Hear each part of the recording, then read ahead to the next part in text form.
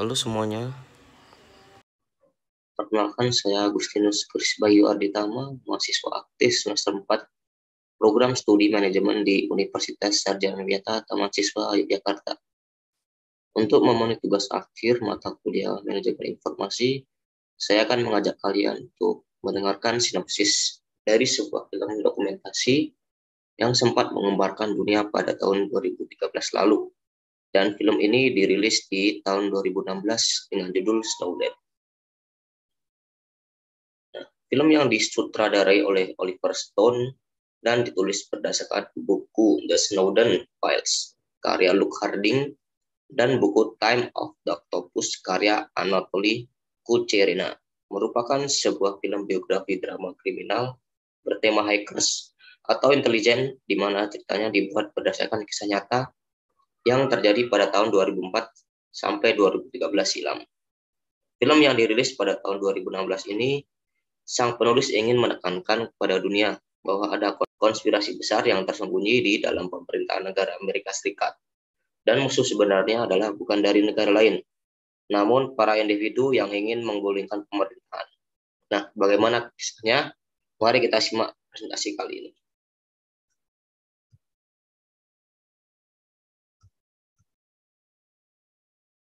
Nah, di slide ini bisa kita lihat di foto tersebut, lelaki di sebelah kiri adalah Joseph Gordon-Levitt yang menjadi aktor sebagai Edward Snowden pada film ini.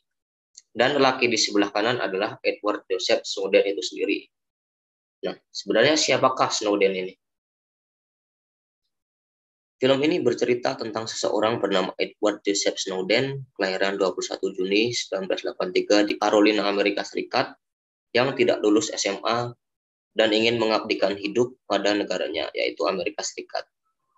Dengan niat tersebut, pada tahun 2004, Snowden bergabung dengan Tentara Angkatan Darat dan mengikuti pendidikan militer. Tetapi karena kecerobohan yang dilakukannya, ia mengalami patah tulang dan tidak bisa melanjutkan karir pendidikan militernya. Walaupun ia tidak bisa melanjutkan karir pendidikan militernya, tetapi ia masih bisa mengabdi kepada negara dengan mendaftar di CIA sebagai programmer. Pada tahun 2006, Snowden menjalani pendidikan di The Hill, Virginia. Nah, disinilah para agen CIA ditempa. Snowden dan 11 anggota lainnya harus mengikuti tes simulasi serangan cyber oleh Tuan Corbin atasannya, dan ia dapat menyelesaikan tes tersebut dengan mudah, hanya membutuhkan waktu 38 menit dari waktu yang biasanya rata-rata orang dapat menyelesaikannya dalam waktu 5 jam.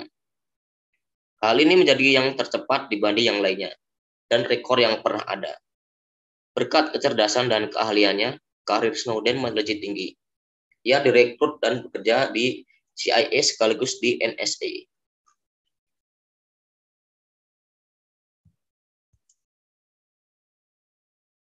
Lanjut, pada tahun 2007, Snowden ditugaskan ke Jenewa, Swiss, di bawah perlindungan diplomatik PBB untuk menjaga keamanan jaringan komputer CIA. Artinya, Snowden harus melindungi jaringan komputer itu dari para peretas. Jadi, untuk mengetahui kelemahan dari sistem tersebut, Snowden meretas jaringan itu sendiri untuk mengetahui celah sistem tersebut. Namun, Snowden malah mendapatkan teguran dari pimpinan di sana karena pengujian tersebut. Sebab Snowden telah melihat data berunsur politik yang seharusnya tidak boleh dia lihat.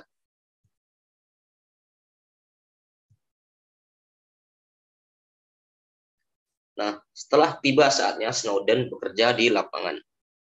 Dia dan istrinya menghadiri pesta konglomerat. Targetnya adalah seorang banker bernama Marwan. Kemudian Snowden dibantu oleh rekannya Gabriel dengan menggunakan XKeyscore. Mereka menemukan semua data diri milik Marwan, termasuk semua keluarganya dan orang-orang yang pernah berhubungan dengannya. Gabriel mencari kesalahan yang pernah dilakukan oleh Marwan, tetapi tidak menemukan kejanggalan karena Marwan sangat bersih. Kemudian Gabriel mulai mencari dari keluarga Marwan, dari adik ipar Marwan. Adik iparnya bernama Salma, berumur 15 tahun, dan mempunyai seorang kekasih bernama Nadim. Dan Nadim ini tinggal secara ilegal bersama ibu Turkinya, yang merupakan bahan sempurna untuk menekan Marwan. Setelah data kelemahan Marwan dikirimkan kepada Charles, dan kekasih Salma terancam dideportasi.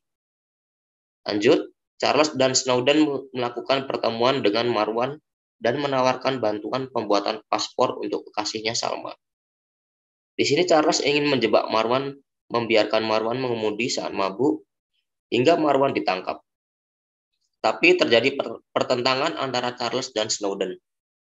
Rasa kemanusiaan Snowden menolak semua itu karena bisa saja Marwan tewas saat mengemudi nanti. Namun Charles mengancam Snowden karena Snowden pernah memasuki sistem CIA tanpa izin. Saat itulah Snowden sadar tidak ada yang namanya teman sejati di intelijen, yang ada hanya keuntungan politik.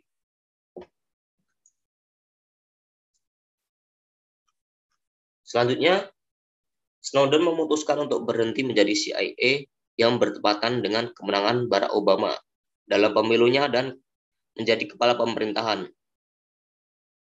Pada 2009, setelah berganti jadi CIA, Snowden dikontrak oleh NSA dan ditugaskan di Jepang. Di sini Snowden ditugaskan membuat sistem cadangan non-stop sekaligus menyadap negara Jepang. Tak cukup sampai di situ, setelah masuk ke dalam sistem komunikasi negara Jepang, dia lanjut menanamkan program kecil ke pembangkit listrik, bendungan, rumah sakit, dan lain-lain. Hal ini dilakukannya jika suatu hari nanti Jepang bukan lagi sekutu, seluruh Jepang bisa dengan mudah dipadamkan listriknya hanya dengan sekali klik. Dan tak hanya di Jepang, hal yang sama ditanamkan juga di Meksiko, Jerman, Brazil, Austria, Cina, Rusia, Iran, dan Venezuela. Semuanya dalam kendali Amerika Serikat.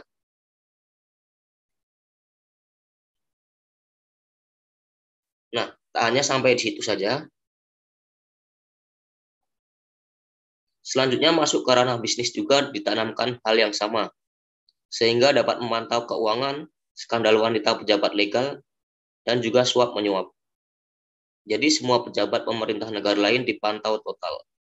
Setiap skandal yang ditemukan akan digunakan saat melakukan negosiasi sehingga pihak Amerika tidak pernah mendapatkan penolakan. Semua negosiasi selalu berjalan mulus. Jadi semuanya yang dilakukan intelijen bukanlah tentang terorisme, tapi untuk menguasai, mengendalikan ekonomi dan sosial. Isu terorisme hanyalah sebuah topeng belaka. Lanjut, saat Snowden di NSA, dia ditugaskan memantau jaringan terorisme berdasarkan dari kontak, nomor telepon, dan email para korban. Setelah berhasil melacak satu orang, maka sistem mendapatkan semua data orang yang pernah terhubung dengan orang tersebut. Nah, bayangkan, hanya dengan 40 kotak saja sudah mendapatkan 2,5 juta data lengkap orang-orang sekaligus bisa memantaunya, melacak, dan menyadapnya. Sungguh mengerikan, bukan? Bayangkan jika sudah bisa melacak ratusan juta orang, artinya penduduk bumi yang bersentuhan dengan teknologi telah dipantau oleh Amerika. Setelah itu, Snowden berhenti total. Ia hanya ingin hidup tenang bersama istrinya.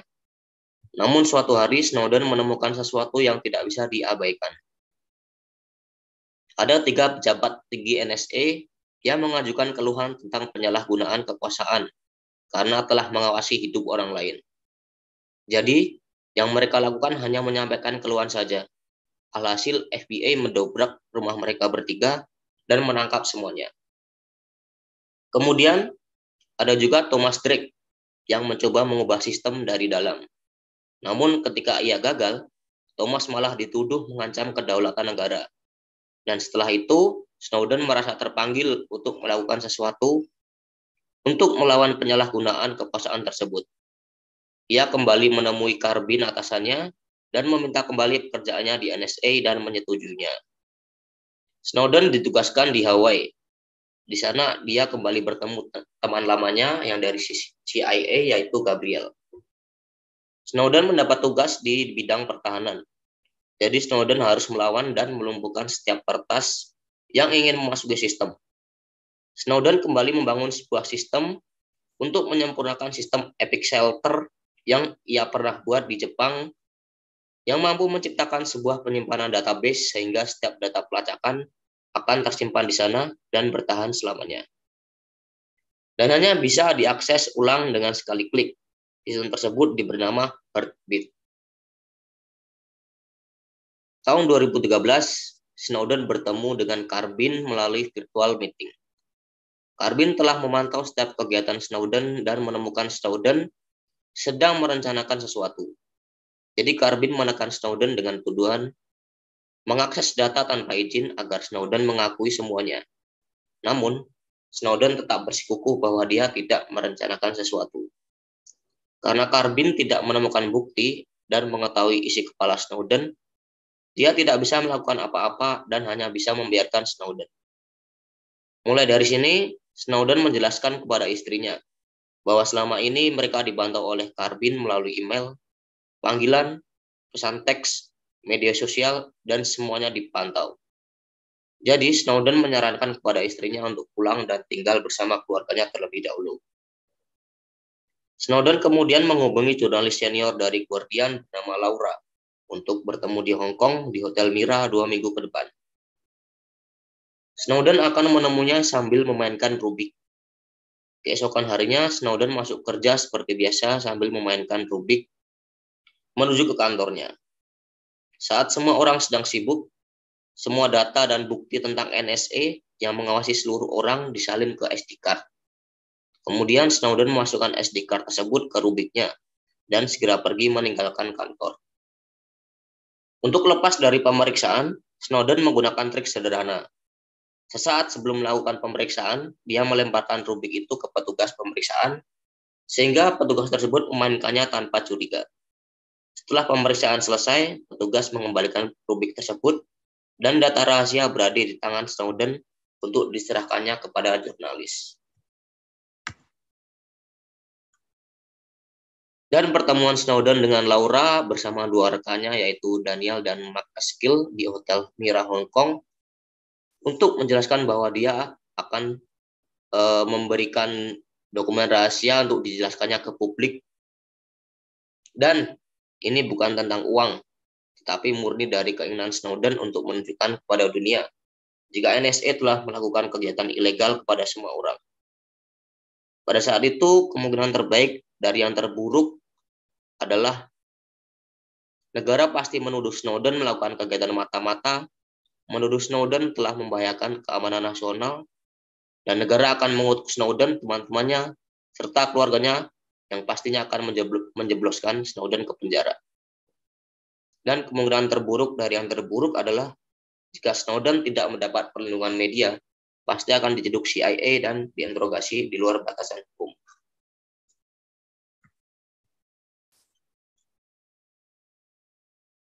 Pada hari itu, Rabu 5 Juni 2013, data rahasia NSA telah dipublikasikan oleh The Guardian. Seluruh dunia gempar dengan pengakuan Snowden beserta semua bukti lengkap yang diberikan Snowden kepada media. Semua orang menjadi tahu kalau kehidupan mereka selalu dipantau oleh pemerintah Amerika, dan pihak pemerintah Amerika Serikat memberikan klarifikasi atas tindakannya itu, yaitu apa yang telah dilakukannya itu semata-mata bertujuan untuk membuat keseimbangan dan menjaga keamanan negaranya. Yang selanjutnya, Snowden meninggalkan Hong Kong, lalu terbang ke Moskow, Rusia. Rusia bersedia memberikan suaka bagi Snowden beserta istrinya dan diizinkan untuk tinggal di Rusia selama 3 tahun, dan dijamin bahwa Amerika tidak bisa menangkapnya selama Snowden berada di Rusia. Dan inilah sosok Snowden dan juga Lindsay, istrinya yang sebenarnya. Bisa kita lihat di foto bagian bawah ini. Nah, dari sinopsis film ini, kita belajar banyak sekali, khususnya pada mata kuliah manajemen informasi, di mana sebuah negara sebesar Amerika menyalahgunakan kekuasaannya dengan menggunakan kecanggihan teknologi dan menyalahgunakan kecerdasan sumber daya manusianya hanya untuk menguasai perekonomian dan bisnis di dunia. Yang secara teori hal ini menyimpang dari etika dalam memanfaatkan sistem informasi pada bab 3 tentang isu sosial dan etika dalam sistem informasi. Di mana seharusnya lembaga bahkan pemerintah harus merahasiakan data pribadi setiap masyarakat bukan malah melakukan pengintaian, bahkan melakukan peretasan identitas pribadi. Sebab teknologi sendiri merupakan sebuah alat dan faktor yang terpenting adalah pengguna itu sendiri. Jangan sampai manusia membiarkan dirinya dikuasai oleh teknologi, tapi kita harus bisa mengalahkan teknologi, karena keberadaan teknologi membantu kita untuk melakukan aktivitas, dan teknologi bukanlah sebagai alat untuk menguasai dunia, serta menyebarluaskan malware yang digunakan untuk peperangan antar negara. Sehingga apa yang sudah dilakukan Snowden kepada dunia membuat hal tersebut dapat dikatakan apakah dia seorang pahlawan atau dia seorang pengkhianat.